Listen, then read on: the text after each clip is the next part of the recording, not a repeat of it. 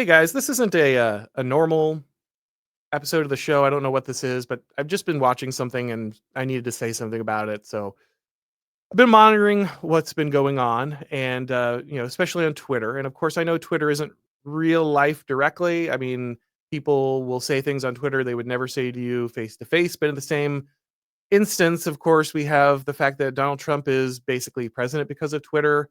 Joe Biden stepped down from the presidency theoretically, and Kamala Harris took over on Twitter.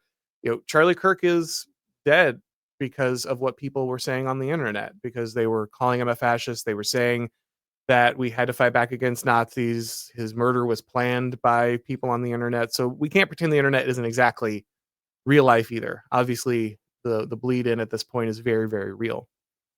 And one of the things I've been noticing on Twitter is that the left is they are completely out of control. And I don't mean like, haha, look at them, they're crazy. I mean, haha, they're planning to murder people.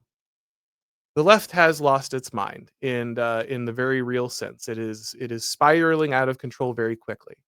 For a few days, these people, most of them, had the decency to at least say things like, "Well, I didn't like Charlie Kirk, but you shouldn't shoot people, and he's got kids, and this isn't how we should do things." It's pretty weak. It's pretty weak, but at least most of them understood they should say that. Unfortunately, a large number of them, a minority to be sure, but still a very large minority, thought it was okay to gloat about Charlie Kirk's death, dance on his grave, mock his children. But it was still a minority. The fact that they exist at all is terrifying. It says something about where we are as a society, but you could at least pretend that most liberals, even with their half-hearted rebukes, still felt the need to put out a rebuke. But amazingly, just a few days after Charlie Kirk's death, before he's even been interred, these people are now just ripping the mask off. Even people who are very mainstream, have large platforms, generally would be thought of as people who should moderate the whole temperature here. They're not doing any of that. We got a few days of we need to bring down the temperature, but it was really only because the left was worried that the right would reciprocate in any way. Because the left never thinks they should ever pay a cost for what they do, because they never pay a cost for what they do. And like any spoiled child who is in no way disciplined, every time they commit the act, they get worse and worse and worse about it. And it becomes harder and harder and harder for them to stop, to be disciplined. Because as anyone who's been around a spoiled child knows, a child who's corrected often doesn't need very much discipline. A small correction will get it done. But a child who is never corrected, who's never disciplined, the minute they are disciplined, they act as if they're being completely destroyed, as if this is insane. They lose their mind because they are so used to getting their way and being able to do exactly what they want to do. They have no control over their emotions. And that's really where the left is right now. You could see this at the beginning because even the people who said that, oh, well, this was bad and you shouldn't do it, they always had to caveat this with quite a bit of, but Charlie Kirk was evil. He was a fascist. He was a racist. And really, I mean, ultimately, wasn't he kind of asking for it? We shouldn't do it. We shouldn't do it. But wasn't he kind of asking for it? That was the implication over and over again. And these weren't ever really apologies. They were never people who were thinking deeply about where we are, where they're going. How could the left have gotten to where they are? And this is why the left is doing things like Jimmy Kimmel is doing. They're lying about the identity of the shooter because, I mean, what are you going to do? Are you going to admit, like, yeah, obviously we are the party of assassination and political violence? You can't tell yourself that, so you have to lie about every shooting from a leftist is actually done by a right winger, and it doesn't help when people like Pam Bondi go out and kind of insinuate the same thing. So it's not exactly like they're not getting support directly from somehow people inside the Trump administration. Thanks, Pam Bondi. Really appreciate how you phrased a leftist attack on Shapiro's house as actually right wing violence. That was beautiful. However, uh, the left is even for those few fleeting moments when they pretended like they were not completely enthused by Charlie Kirk's death. Even in those moments, they could not really ultimately cover up the fact that they really were just they reviled this guy, and they're ultimately kind of glad he's gone, right? They couldn't cover that up, and now they're not even bothering to cover it up. I'm seeing multiple large voices come out and declare themselves supportive of Antifa now. We now have uh, popular leftist commentators saying, I am part of Antifa. I support Antifa's work. Uh, which is a terrorist organization that is planning to murder you and your kids. They already murdered Charlie Kirk, and they're gonna come for you because, uh, what I'm seeing right now on the right is, unfortunately, a lot of people who don't get it still. A lot of more people do. A lot more people do, and that's great.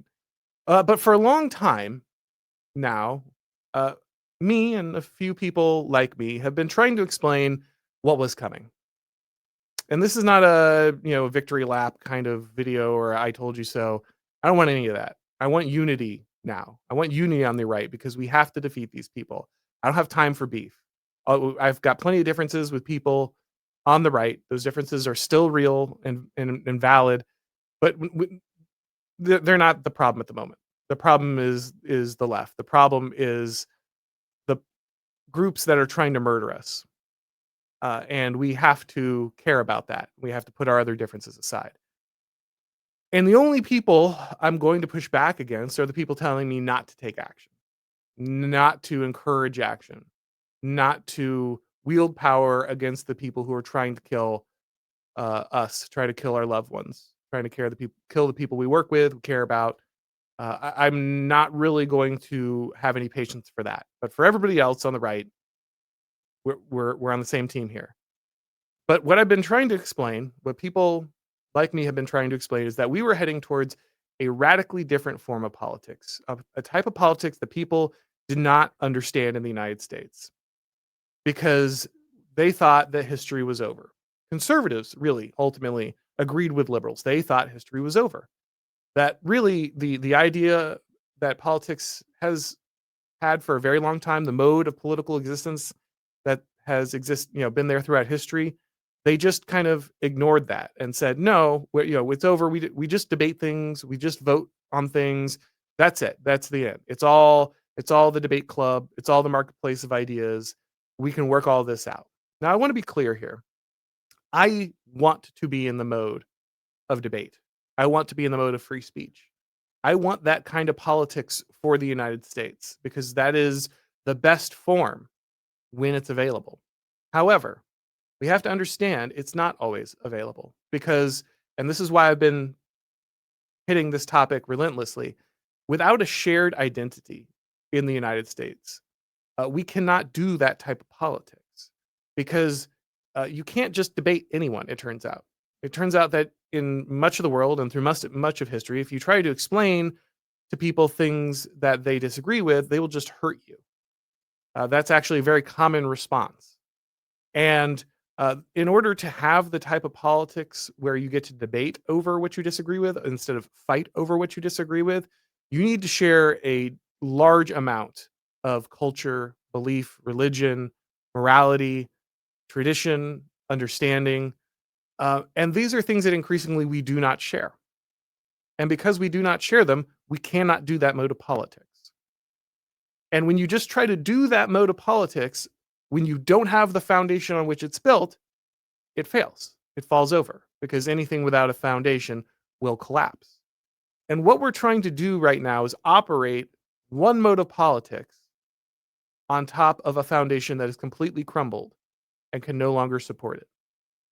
I'm not happy about that fact. I'm not cheering about that fact. I wish that foundation was still firm. I wish we shared a common Anglo Protestant understanding. I wish that we could speak to each other with all the implicit understanding that comes with a shared tradition, a shared morality, a shared way of looking at the world. But once one side is kind of looking to chop the genitals off of children, that's your hint that maybe you don't share enough to discuss things with them anymore. Like, if you are almost religiously dedicated to mutilating children as a rite of passage for your political movement, I can't really debate your political movement with you anymore. We don't share enough ground. I'm not going to convince you with the power of my logic, actually. And you're certainly not going to convince me with the power of yours. And so when that happens, we enter into a different type of politics, the one that existed for most of history, the existential kind. To quote a poorly ended television show, when you play the Game of Thrones, you win or you die.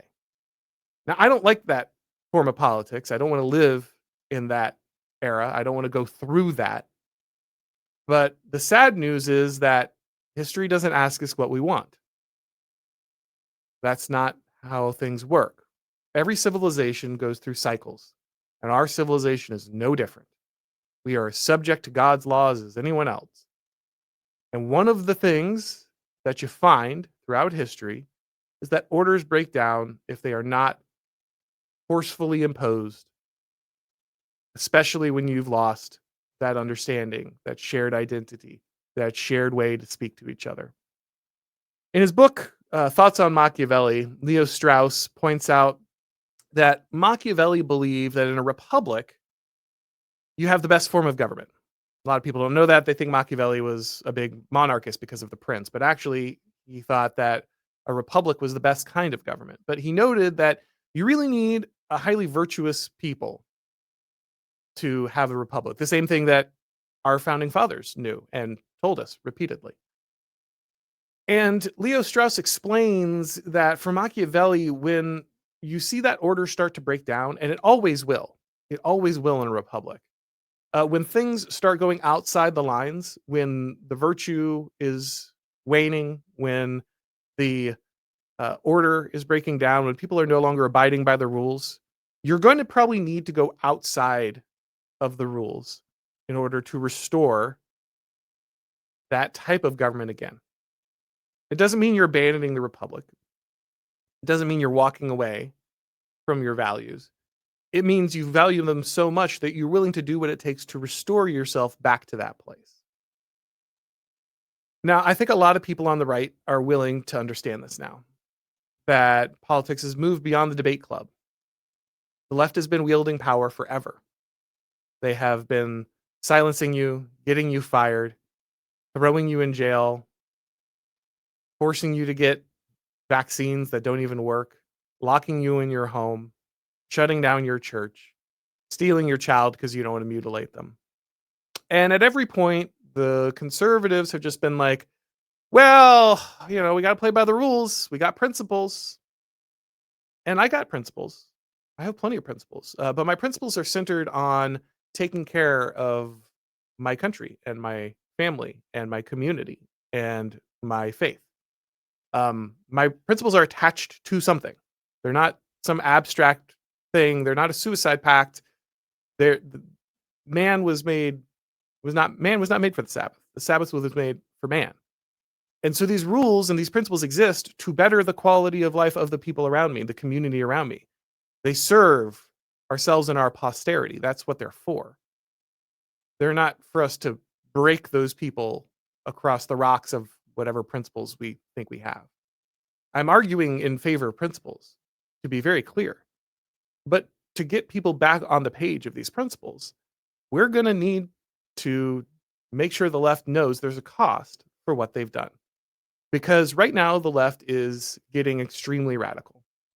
Even mainstream people are talking about how they support a terrorist group in the United States. If tomorrow conservatives came out and all said they support the Aryan Brotherhood, we'd lose our minds. But Democrats are just declaring openly that they support Antifa. They're funding Antifa with your money. That's what's happening right now as we speak. And we can't allow this to continue, guys. We can't. For too long, there was just no cost. Over and over again. And everyone knows where this goes. Everyone knows where this leads. But still, I see conservatives out there saying, no. We can't take action. We can't do anything.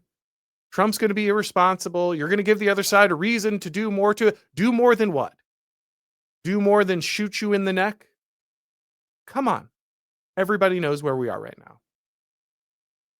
We need a very, very, very, very, very serious response from the Trump administration. And I think they know that. I've received messages from people who are very familiar and say, big stuff's coming.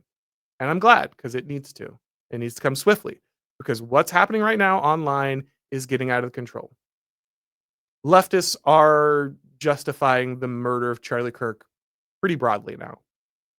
They're trying out the language, they're seeing what they can do, but they are pushing the idea that they need to basically embrace terrorist organizations on the mainstream left. And by that, they mean they need to start embracing the regular political murder of people on the right. That's what's happening right now. And it's happening because they didn't pay a cost. They didn't pay a cost when they shot Trump. They didn't pay a cost when they killed Corey Competor. They haven't paid a cost for so many of their violations and their violence, burning down cities, rioting. They just never pay a cost. Never pay a cost because Republicans are cowards and traitors and liars for the most part. And they will watch the entire country burn down before they raise a hand to protect a single person that voted for them. That's just the truth. We don't have time for this anymore. I don't have time to debate with people anymore on this. I don't care if you don't like where we're at. I don't like it either. I don't care if you don't like the description that I gave or other people gave about where we were going. We're there now. So what are we going to do about it?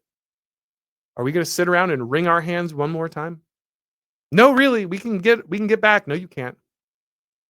The Rubicon's behind you, whether you like it or not. Now, the correct answer here is legitimate state force under the color of law. There's nothing that Trump can't do under the law that he needs to get done right now. But a lot needs to get done. Thousands of people need to go to jail. They need to be bankrupted. It needs to be impossible for them to fund these people anymore. Companies like Discord need to pay a severe price for going out of their way to allow the organization of terrorist networks on their platform. We don't have time to hesitate. I do not care about your pearl clutching. Charlie Kirk is dead because we did nothing. I'm sorry. I don't have time for this anymore. Action needs to be taken. A new type of politics is here. And if we ever want to go back to the other style of politics, if we want guys like Charlie Kirk to be able to speak and convince people, then we have to stop the people who are trying to shoot guys like Charlie Kirk.